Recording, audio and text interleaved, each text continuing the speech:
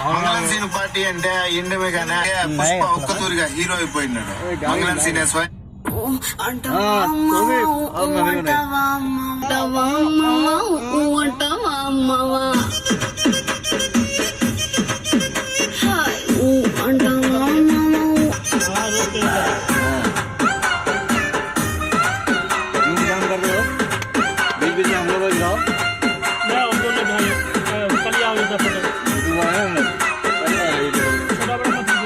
అందిన ద్రాక్ష తీపి మీకు మగ బుద్ధి ఒకరు బుద్ధి